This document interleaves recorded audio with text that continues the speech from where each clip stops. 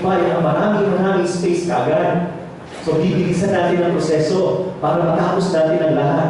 Pero ang nasa-sacrifice, yung precious time with others. So, lagi tayo nagmamadali kasi meron tayong dapat puntahan, dapat ayusin. So, tingnan mo si Pope, kahit na madali ang time, he dwells on each one as if they are the most important part of their schedule. Ako po, minsan na, sa binyag na ako, parang pagkatapos sa binyag, tapos na, no? Noong Sunday po na ako'y nag-isa muna sa ibang sa parokya, gawa na ako po'y nahingilahan doon, dalawa muli po yung Sarneta. Pagkatapos ng binyag, hindi ko ginagawa ito noon. Ang ginawa ko, pumunta ako sa bawat gate at inalikan ang kanyang ulo. Parang po Francisco ako ngayon. Natuwa-tuwa naman sila, picture po, selfie po. Pili din naman nila, Francis ako. But before, I don't do that. I don't waste time to do that. Akit na ako kasi pagod na ako Hindi po yung sasabi ni Pope na sometimes time is greater than space. Minsan sa pamamadali natin, masako pa lahat, mamadali natin. Kapag we can spend, especially those who are talaga na kailangan ng sacrifice more talaga all the time. Pero yun po ay isang approach of evangelization which we can learn from Pope, even from Pope John Paul. Unity prevails over conflict. May conflicts mangyayari. Kasi sinabi ko, iba-iba tayong pananaw. Pero despite the conflicts, dapat maghari pa rin in the end, unity. And even if we are in conflict with one another, iba't ibang ating pananaw, we can still respect one another. Because we are one in the fraternal brotherhood of the priesthood. So, ganoon din po sa parish. Maraming iba't ibang pananaw, iba't ibang samahan, pero unity pa rin dapat over-prevail, over-conflict. The realities are more important than ideas. So, minsan may mga ideas tayo, hindi naman pala applicable sa reality. So, dapat po, tingnan natin sa ating mga pastoral initiatives, yung realidad. And the whole is greater than the part. So, maaaring hindi natin natatapos ang lahat. Meron pa mga dapat gawin, baka bahagi. Pero tingnan natin yung kabuuan, okay lang. Kahit hindi pa partial pala, okay lang. May kabuuan na natin gagawa. More of giving hope rather than discouraging one another kasi hindi pa natin makikita yung kabuuan. So ito mga mas dinidiscuss po doon sa mga sections na yan. So as our diocese prepares for Jubilee, what should characterize us as the local church? Yan po yung chapter 5. Hindi na rin po wala tayo. Yan rin po yung chapter 4. Dapat spirit-filled tayo. He envisions a church which is filled with the Spirit through a life of prayer. So meron dito tayong life of individual prayer to the Spirit. Pero huwag lang tayo manatili sa ating prayer. Again, individualistic. But we should commit and involve ourselves in social and missionary outreach. Huwag lang naman pala yung social and missionary outreach, wala nang life of prayer. So yun po naging sa akin. Nalimutan ko yung life of prayer ko sa sobrang dami ng ministry. And my ministry is after. So yung dalawang component, the Pope calls St. John Paul, you must reject the temptation to offer a privatized, individualistic spirituality which does not afford, which ill affords with the demands of charity. Dapat yung ating spirituality, ating piety should lead to charity, reaching out, being a missionary disciple. So the most genuine motivation for evangelizing, again, should be the personal encounter with the saving love of Jesus, which we in turn want to share with others. So, napakagandang document ang Evangelii Gaudium, useful and enlightening for our diocese as we prepare for our golden anniversary. May we be guided by all this in our pastoral plan. And may the example of the Pope, especially our experiences of this recent visit, revitalize our faith under the inspiration of the Holy Spirit, Mary, and St. Paul, person. Tapos yung guide ko na ibigay ko sa inyo na Tagalog po yun, na guide to the primer, yung ibigay na po sa inyo, may guide po yun. Yung guide po ng primer, meron po mga sections ng Evangelii Gaudium na yung 12 major concerns ng Synod Decrees, binabanggit po doon. Saan binabanggit sa Evangelii Gaudium, halimbawa, youth, temporalities, liturgy, clergy, and religious. So meron po mga portions ng Evangelii Gaudium na babanggit po yung mga heads of concept. So mamaya po i-distribute po yun Sana po ito'y makatulong para mas maunawaan natin yung ating synod, yung po ang primer, yung synod at yung indications, pastoral indications of Pope in Evangeline. Maraming salamat.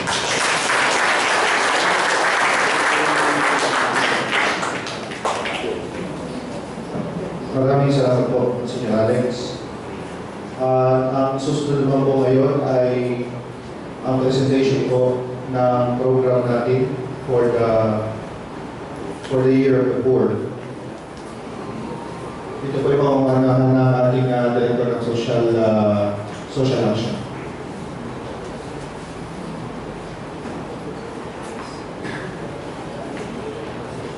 Kasi po ay nasa taon tayo ng mga tukha, atasan natin sa may bishop ang social action para gumawa ng mga programa para sa natitirang mga buwan ng taon nito for the year of the poor. So, si Father Nene, together with his team, will propose to us activities for the remaining months of this year to celebrate the year of the poor, and we will culminate it in a celebration, a celebration in November. So, dito po si Father Rene, ang team ng social action. Salamat, Father. Maganda ng mag-ibong siya. Mga kapwa po, pare. So, ito po ay hinggil doon sa 9 pastoral priorities of the church in the Philippines. Napuna ng Obispo at saka ng Diocesan Pastoral Office na we are so concentrated on the pastoral program, Diocesan Pastoral Program that we are doing, which somehow the program of the church in the Philippines in preparation for the new evangelization for the Jubilee year 2021. So they have set up the 9 pastoral priorities. If you remember, we have celebrated the Year of Faith that refers to integral faith formation. Yung mga ginawa natin doon sa amin, sa Mahay-Hay, sa Lumban. So, tapos ay last year, Year of the Lady, hindi natin masyadong nabigyan ng diin. Ngayon, we are in the 3rd year of the journey for the new evangelization. And the 3rd pastoral priorities of the Catholic Church in the Philippines is the year of the poor. Now, it is the wish of the bishop that at least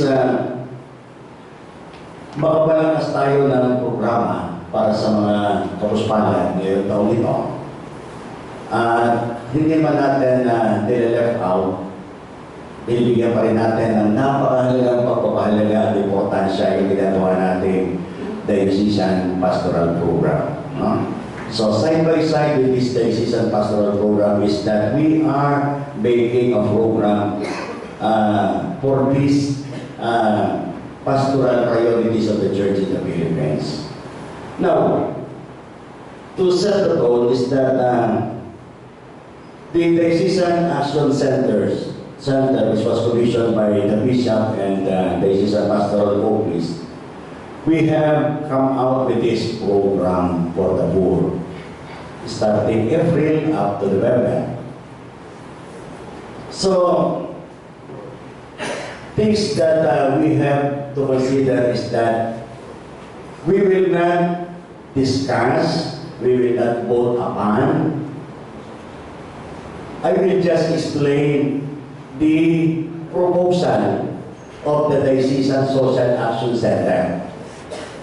We have here programs which you can follow, modify, not follow at all, devise your own program if you wish.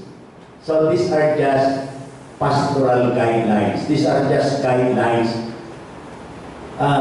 para tayo'y makabalangkas sa pagkagawa ng programa para sa mga puspalan ngayong taon ito. Okay? But secondly, this is one thing that we should also consider, because the culmination of the Year of the Poor will be the SOTA of the Bishop in November. What is SOTA? State of the Diocese Address on the Year of the Poor. So kung sundin man ninyo ito, gumawa man kayo ng inyong sariling programa, i-modify man nyo ito, ang amin lamang pong hangan, yun pong ginawa ninyong programa para sa mga puspalan ay maipadala sa Diocesan Social Action Center para yun naman po ang maging material ng obispo para sa kanyang SOTA on the Poor in November. Okay?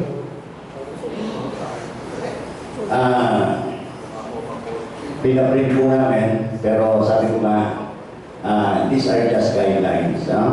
And I have my stamp here. Pag-distribute nga ninyo. I will not take long. I will not take long. Tingin-tigisan muna.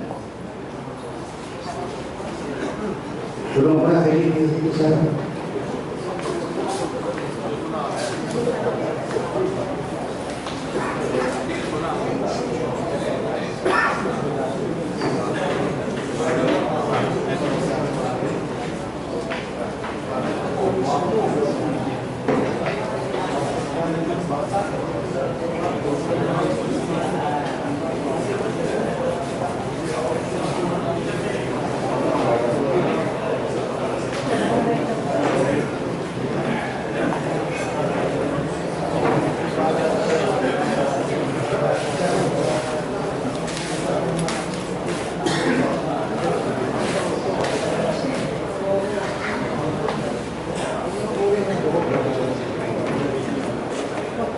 Okay, so we will be giving some more copies for your parish pastoral team and for parish leaders later on. So, pagkatapos po ng talaan ng mga nilalaman, yung paunang salita ng obispo, ngayong taon ng pag-ibig ang mga dukhaan lalo nangangailangan ng ating pagkalinga tulad ng sinabi ni Jesus. Ano man gawin mo, gawin natin sa mga ba, ay ginawa natin sa Kanya. To add more, sabi din naman ni Pope Francis, take away the poor and we cannot understand the gospel. Okay? So ito po ang aming mga proposal para sa taon, para sa buwan ng Abril, patungkol sa sosyal at espiritual na kalagayan ng mga maralita. So ito po ang mga pinigawain, home visitation. So, alam natin ito, lalo na yung mga nag-SPFY, nag-SPF. So, more on social investigation, yung pagawa natin ng BECs, di ba? First approach, home visitation. Tapos ay, pwede rin mag-ampon ng maralita at a poor family. Ano ibig sabihin ng Adapa Poor Family? Pero pong ang mga mahihirap po, ang kulang sa kanila, yung talagang kakayanan na lumapit. Kakayanan na lumapit. Katulad sa akin sa Balibago kahapon, meron lumapit sa akin galing mga Southfield, Kabuyaw. Ang kailangan lang talaga nila ambulansya. Sabi ko, wala akong ambulansya simbahan, wala rin ambulansya ang diocese. Sabi niya, Father, wala po kami malapitan. Alam po namin na kayo naman ay may influensya sa pamahalaan. So, yun, yung mga ganun pa.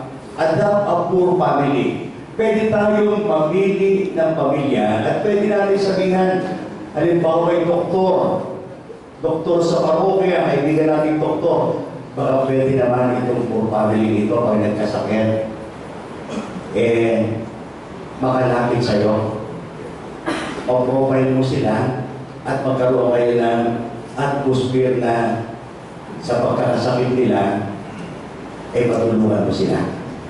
At least, yun man lamang consultation, at least yun man lamang mga libreng doon. So, at that poor family, even medical, legal, or any other, basta ito po ay malakas at pwede nyo malakasin ninyo. Maghanap ng mga moralita sa parokya na hindi pabinyagan, kumpil at kasal, ang donasyon ay ayon sa kakayanan ng moralita.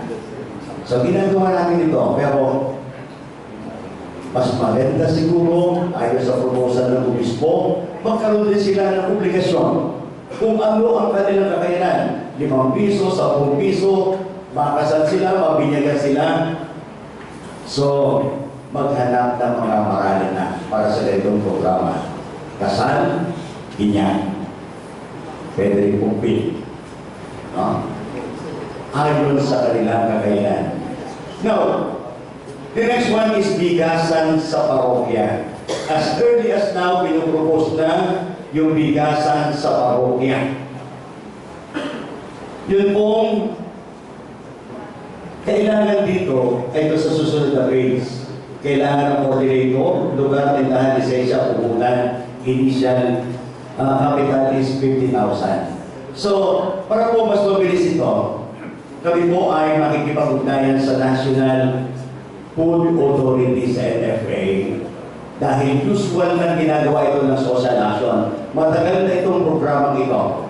So, yung posibilidad na nais ng obispo na magkaroon ng bigasan sa parokya sa ating mga parishes. Kasi po, yung pastoral visit ng obispo o yung pakikisaluhan ng obispo doon sa ating relocation, yun ang pinakamatingkan na suliranin ng mga mahirap. Sabi nga nila, pagka may bigas, ligtas. At least, ito po sa taon na mga dukha, susubukan po natin ito, susubukan din ang Diocese Social Action Center kung paano mapapacilitate itong kahing ito. Sana po ay pagbigyan-bigyan nyo itong bigasan para sa parokya. Pumili ng pamilya, may kaya ng tumulong sa marami ng pamilya. Katulad din yung kanina, adopt a family. Okay? Sa buwan ng Mayo, ugnayan ng kaparian at parokyano sa Maralita. Ito po ay isang proposal. Magkaroon tayo ng garage sale. Style ukay-ukay. Gabay sa pagsakatuwa ng mga gawain, paglilikom at pagbibili ng mga gamit na may halaga pa na nais nila may bahagi sa Maralita sa pangunguna ng pare. Alam po ninyo, tayo ito sa atin sa diocese, isa tayo sa siguro sa mga diocese sa Pilipinas na napakarami tinutulungan in terms of mga relief program. Nakarating tayo as far as Mindanao, as Tabing Kalamitan, as far as Visayas. So, ito po, yung garage sale, ang system po nito, maglilipong, yung mga pare magbibigay din, yung parokyano magbibigay din. Ang sabi ng obispo, yung mga item which has value. Kasi nakikita naman natin yung iba para binibigay basahan na o sirang appliances. Tumatambak din na po yan. So, garage sale. Paglilipong at magbibili ng mga gamit na may halaga pa na nais may bahagi sa Maralita sa pamumuno ng pari. Magkata ng araw ng garage sale, ang kinita sa garage sale, yung po ang magiging puhunan sa bigasan. Isa sa magiging puhunan sa bigasan ay tatayo sa Hulyo. No? So ito po, sana ipaunahan ng mga pare. Ano po ninyo? Medyo mahirap ito talaga sa ating mga pare. No? Ako nga, Director ng Social Action, pagka yung mga kalamidad, tinitingnan ko yung aming locker, ang dami damit. Karamihan doon hindi ko ginagamit, ulit-ulit na yung ginagamit natin damit. Pero pagka magbibigay ka na, yung mga damit na yun, meron kanya-kanyang kasaysayan. Ito ibigay sa akin ng kapatid ko, huwag ito. Ito ibigay sa akin nung ako'y nag-silver anniversary, huwag ito. Hanggang sa katapos-tapusan, dumukot na 2,000 rin na lang, wala itong kasaysayan. So, sana po, ngayon taong mahihira, yung bahagi talaga natin, may bahagi natin doon sa garansya na yun. No? Tapos sa June, ito po ang proposal patungkol sa edukasyon ng mga paralitang kabataan. Pagbibigay ng gamit para sa pag-aaral ng paralita, yun po yung mga school supplies. Ang means po ng ginagawa ng social action dito, meron pong mga regular supporter ng social action na nagbibigay ng 2,000 pesos. Maraming mga pala nagbibigay dito. Tapos pinibigyan namin ng mga school supplies. Ngayon, isa po itong device, isa po itong page na pwede kayong mag-device ng sarili ninyo. Kung ito ay isasagawa ninyo itong pagbibigay ng gamit pangpag sa pag-aaral para sa paralitan. Alay mo, aral ko program. Ito po ay pwede nyo i-coordinate sa Diocesan Social Action Center para po sa sistema ng ating scholarship program. So, para po lang magkaroon ng bird's eye view. Pagka mahirap pero matalino, mabilis makakuha ng scholarship. Mahirap at bobo, yun po ang hinahanap ng social action. So, kaya ang standard natin 80, ang daming bumagsak. Ginawa po ang standard na lang ngayon basta't makapasa. So, pwede po kayong makipag-coordinate sa social action. Sana po bawat paris makapagkaroon tayo ng scholarship program. Kasi po masyadong centralized ang scholarship program ng Social Action Center sa Kabulusan, San Antonio, Kalayaan, at Siniluan at Pangit. Other than that, mangilan-ilan na lang po dito sa San Pablo. Okay? So, yung po mga programa pwede ninyong i-coordinate. Okay? Tapos sa buwan po ng Hulyo, ito po ay yung original proposal namin, sana ay magkaroon ng Exploratio Dominicales. Doon sa mga Islam, sa mga mahirap na lugar, magpakain dahil ito ay karawan ng obispo. Sa halip na tayo magtipon-tipon sa palasyo o sa residence ng obispo at tayo rin naman kumakain.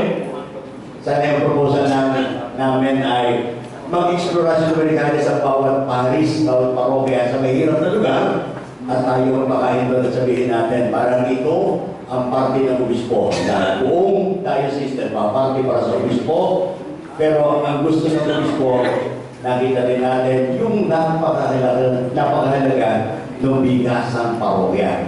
So, ninanais po natin, nilalayo natin sa July. Napakalaki po ng epekto nito para sa mga puspalan kung maraming parokya ang magsasagawa at maglulunsad ng bigasan ng parokya. Napakalaking tulong po talaga nito. Lasting na tulong. Yung system po doon, siyempre sasabihin namin sa inyo system, ito po ay BEC style. Hindi naman pwede bumili yung payayaman. Kadalasan sa communities na BEC base yung bumibili dito. Later on, basta na mahal ko dito, pag-aralan ko muna yung programa at bukas po talaga kami para sa deliberasyon ng programa sa opisina. And by August, ang focus ko dito ay nutrition, health and nutrition. So, pwede kayong gumawa ng feeding program. Ang feeding program po sana gawin, mas nais po namin yung feeding program is district level o di kay vicarial level. Kasi po, yung feeding program po, hindi naman one-shot din ito. Magpapakain ng tanghalian, darating ang 100 bata, na malnourished, pagkatapos tapos na hindi ho, 6 months program po yun. Kaya, mas nais po namin dito, vicarial o district level ang gawing feeding program. Pagka po kasi gano'n, isang sentro, magpipili ang distrito ng isang sentro na kung saan doon gagawin ang feeding program na 6 months, ang mga volunteers coming from other parishes, ginawan once a week lang, o di kaya marami yung parishes, within that district, baka nga once a month lang, tapos na yung pag-volunteer nila within that 6 months feeding program. Bakit namin ini-expose ito? Kasi yung feeding program natin, Hapag-asa, hindi supplemental feeding program, comprehensive po ito. Meron pong education factor, meron value formation, at tapos meron livelihood program. Hindi lang feeding. Kasi pagkatapos mong palusugin, wala rin gagawin yung magulang, mapag-uli sa pagiging malnourished. Kaya po, medyo comprehensive yun. Kaya, ang proposal ko namin dati sa dito, hindi parokya. So, kung ito po depende sa municipal district BICAR, o di kaya depende sa BICAR po rin. So, that is only a proposal. Kung sa may Paris, wala tayo magagawa lang. So, of course, we are, meron naman tayong, sanay na tayo sa pre-medical vision. Pagka po merong pwede district ito, ginawa natin sa Alawan, napakaraming kasi mga puspalan sa kadalasan sa mga Islam at sa atin din sa Laguna kadalasan ay sa mga relocation. Tapos ay tulong pagkalusugan ng doktor sa pamilyang Maranita. Adapt a sick poor family. So, nakita na rin natin kanina yun. So, ginagawa rin namin ito sa Rotary Club o Kalamba. Kadalasan yung mga pagka-women's month, merong libreng Pap-smear test, yung mga gano'n. Tapos ay pag kami sakit, may kapatid naman akong COVID, doon, parang doon so yung gano'n yung idea na. Tapos ay natin ko yung gabay sa gawain, I will not explore on that. Tapos ay buwan ng pagtulong sa Maranita ng September. Dito naman po, malaya tayong bumalangkas ng programang Pamaranita, ang mga samahang pagsimbahan ng diocese at transparochial organization. So, pagkatapos po ng sa amin po, sa karanasan ko bilang Paris Priest, after the post-visit, nagkaroon po ng redirectioning and also in consonance with the diocesan pastoral program, yung binabalangkas, yung pong Paris Pastoral Team, ang akin pong ginagawa sa Balibago ay dapat ang bawat organisasyon, ano ba ang programa mo para sa mahihirap? So yun ang dating parang basic question na yun doon kami bumabalangkas ng programa. Ano ang programa mo para sa mahihirap? Konkreto. Si WN, ano ang programa sa mahihirap? So Columbus, ano ang programa sa mahihirap? So on and so forth. So ito, malayang pagbalangkas. Dito, isa sa binalangkas namin, o sa proposal namin, hindi na nakasulat dito. Sabi ko noon, sa bawat araw ng pare, siguro hindi rin makakalimutan ng isang pamilyang napakamahirap. Halimbawa sa akin, June 30, mag-identify ako ng isang family, dadalhin ko sa SM Hypermart o di kaya sa Dalapit sa Balibago, sa Waltermart, kukuha ko ng card, sasabihin ko, sige, kumuha kayo ng groceries, puruin ninyo yan, tapos babayaran ko. So, isa lang doon. Maaaring gano'n, yung programang gano'n. Siguro hindi rin naman nakalimutan yun. So, yung mga malaya tayo makapagpalangkas ng gano'n. Tapos ay October, patungkol sa habag at pagmamalasakit sa mga Maranita. So, explainable naman ito. Nakalagay dito yung sa presto. So, nakalagay dito yung mga. Tapos ay, lastly,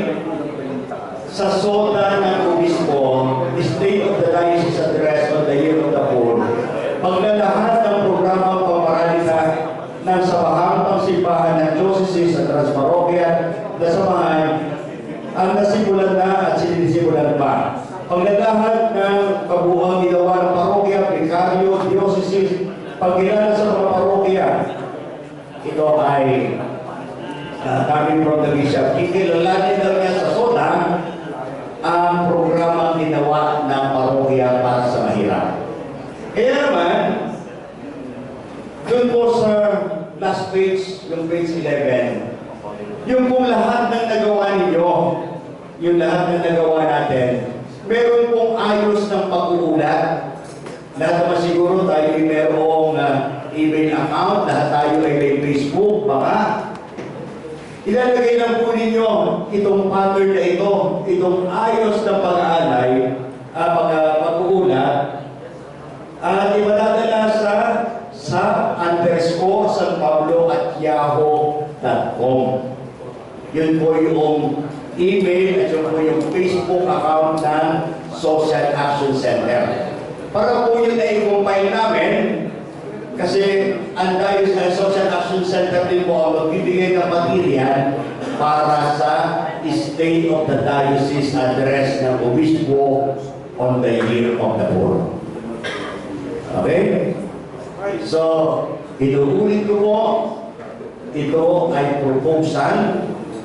Pwede nyo sundin, pwede nyo baguhin, pwede nyo i-modify, o pwede nyo hindi sundin at gumawa kayo ng inyo. Ang mahalaga, yung ginawa ninyo, may padala sa email ad na binanggit sa _@yahoo.com. So, thank you for spending your time. Maraming salamat po, Cardinal Dane. Ngayon po ay pakinggan po namin si Mother Ray Haya ulit sa mga materials ni Mr. Lee. Meron kayong tatanggapin na 6 page na mga instructions galing sa pastoral office. Itong 6 pages na ito ay una, yung front page ay cover page na andun ang dahilan bakit namin pinapadala itong mga materials dito sa inyo. Okay. Nasa na po ang ating pastoral office sa ating pagbuo ng pastoral license at pastoral plan. Kayo po ay nasa data gathering pa rin. Ika-buwan na ngayon ang ating pag-aaga para sa license at pastoral planning. Tayo po ay nasa data gathering pa rin. At hindi pa po tayo nakabubuo ng questionnaire para sa ating survey. To enrich the questionnaire that we will use for the diocesan survey, hihingi po kami sa inyo ng mga mungkahi o mga statements and observations. Number 1 po ito sa front page ng inyong mga i-distribute ng mga materials, letters. Nakalagay dito, invite them to come up with 10 statements or observations for each of the 12 major areas of concern as found in the primer, and statements or observations on the following concerns that was not included in the synod. Ayan, 11 isa. Saka yung 12 sa primer. Ito po yung number 1. Ang guidelines nito ay matatagpuan ninyo sa susunod na mga pahina ng natanggap ninyong mga instructions. Number 2, act as moderator. Kayo pong mga parish priest, act as moderator of the meetings of the 40-member pastoral team as a sign of your direct involvement in the preparation for the formulation of the diocesan pastoral plan. Joining with them in the reading, study, and reflection of the primer. Meron lang po kayong kopya ng primer. At yan, didistribute naman namin ngayon yung inyong study guide. Walang gabay sa primer para hindi kayo masyadong mahirapang basahin yung primer na natanggap ninyo. Okay? Bibigyan din po ng kopya ang inyong pastoral team. Dumaan po kayo sa ating pastoral office, yung mga ready na At meron po kayong 40 pa, the additional copies ng panimulang gabay sa primer para maupuan ninyo ang mga kasapi ng inyong pastoral team. Ayan. Journey with them in reading, study, reflection, and introductory guide po naman ito na. Number 3, be involved in the spiritual guidance of your parish pastoral team through recollections, talks, etc. based on the contents of the primer. So salamat kay Monsignor Alex kasi nabigyan tayo ng malawak na pananaw dito sa Evangelii Gaudium na isinama namin sa primer na tinanggap ninyo para ngayong Kwaresma at susunod na mga buwan habang tayo ay nabubuo ng ating diocesan pastoral plan, mabubuo din yung kalooban at puso ng inyong mga parishioners. Kasi bahagi po ng ating pagbubuo ng diocesan pastoral plan ay yung karanasan ng pagbabago, no? Yung renewal, no? Kaya inihiling po namin mga parish priest na basahin po ninyo itong pinamahagi namin mga pahina ng instructions sa kayong paniwalang gabay sa primer na natanggap ninyo ngayon, side by side with the reading of the primer book. Yun po ang inyong papel. Kasi yung inyong parish pastoral team ay tumanggap na ng primer. Sana lang po na i-distribute na ito ng inyong mga parish priest. Ano po, na-distribute na ninyo yung primer sa inyong parish pastoral team. At then uupuan ninyo sila kasama nitong gabay. Pero po kami English dito, pero mas nabigyan ng pansin, ni Bishop na itong Tagalog ay mas mainam na gamitin. Kasi sa talakayan ninyo, hindi naman kayo gagamit ng English. So ito na lang Tagalog, ang pinupahin ni Bishop na maparami ng kopya. Kagaman meron din po kami English dito, no? Ito isinit Tagalog ng ilang mga seminarista natin sa Tagaytay, Bishop, Senior Alex, at ilang mga napiling tao para mai-Tagalog itong study guide. So by introductory guide itong primer. So yun po ang sitwasyon ng ating parish pastoral ng ating diocesan pastoral office at humihiling ng inyong pakikisa sa gawain nito. Sa ilalim po ng first page, please submit the statements from your parish, from your pastoral team or commission on April 20, Monday. Ito po ay sa monthly gathering natin dito sa seminaryo sa susunod ng buwan. So meron po kayong isang buwan para upuan ito at bumuo ng 10 statements or observations sa 12 major areas of concern na nasa primer at itong mga additional na mga concerns na nakapaloob sa Provincial Council of Manila na hinihiling na isama ng mga diocese or diocese under the program of the Archdiocese of Manila sa ating mga talakayan. Maraming salamat po. Salamat po, Father Ray. Ngayon naman po ay some announcements na po from the Chancery. Progress report po. Natapos na po namin ang inspection sa 4th Episcopal District at yung mga resulta ay papadala lang po sa mga parish priests. Second, ay isa po concern sa ating opisina yung mga marriage bans. At ang nakuha po namin, lagi pong negligence of the couple.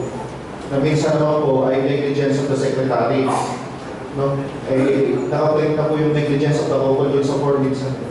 Pero kung pwede po, no, let us be reminded that dispensation is a remedy and not part of the regular process. Kaya nga po kung mag-i-issue na dispensation ay pwede pong pakiasikaso agad. Kasi po lumadating po yung point na kung mas ikakasal ay wala pong obispo, wala pong pwedeng mag-issue ng dispensation. Kaya kung pwede po ay pakibigyan po natin ng halaga itong part na ito. Saka kung pwede natin iwasan na magandang dispensation, iwasan po natin. Pangalawa po ay may mga kaso rin po tayo na mga foreigners na ipapakasal. at makikita po ninyo sa application, divorce. So ang gawin po ninyo, bago po ninyo tanggapin yung application, make sure that the person na nag-divorce, the divorcee, ay merong certificate from the tribunal of his domicile. No? Father, sa iba po kasal po sa protestante kahit pa, kasal po sa civil kahit pa. Basta po, pag nakita nyo yung sa application yung divorce, red flag na po agad yun. Hingan po agad na legal obstacle from the tribunal, kung saan po siya nagaling, kung saan siya nakatira.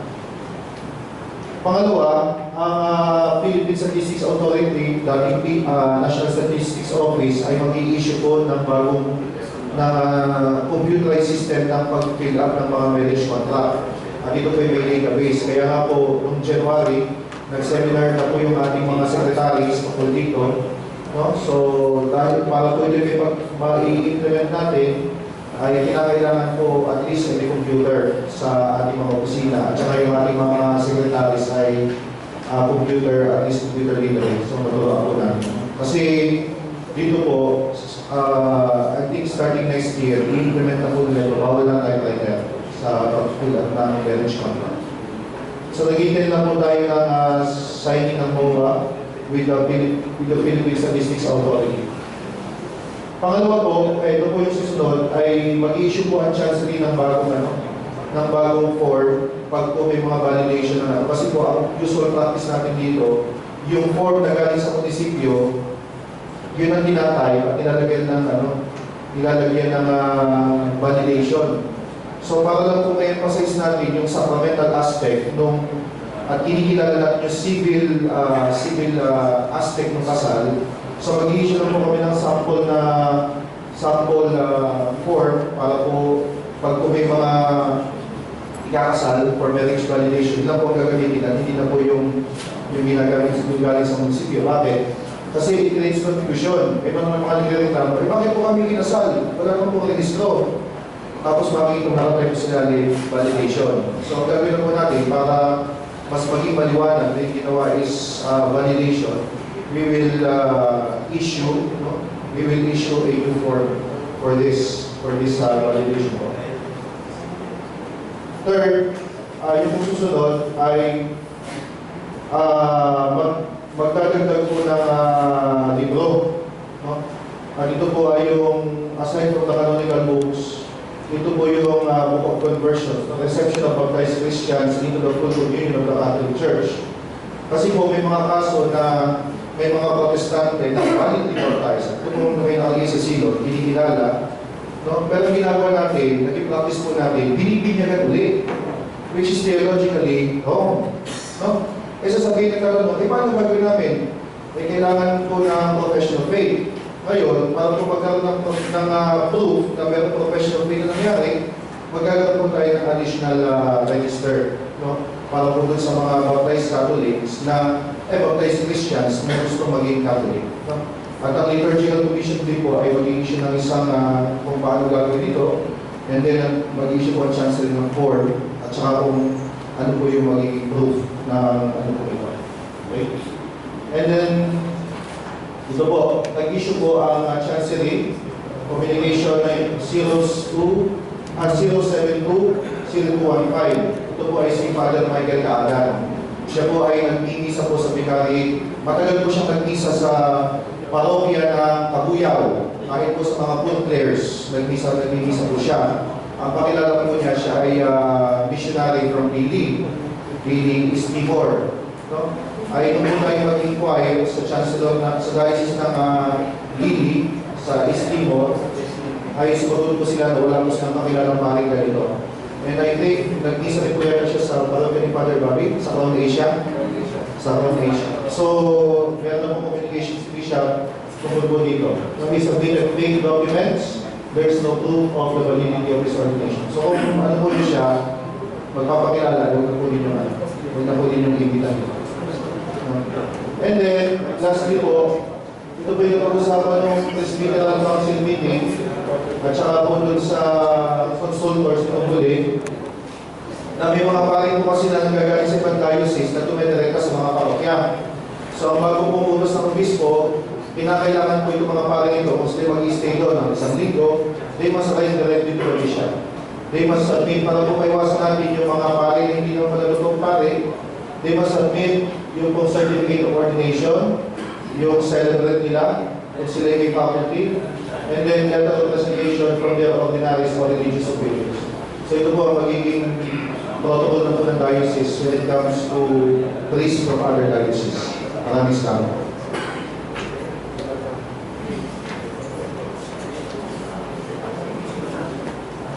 Si Bishop po ay may announce po.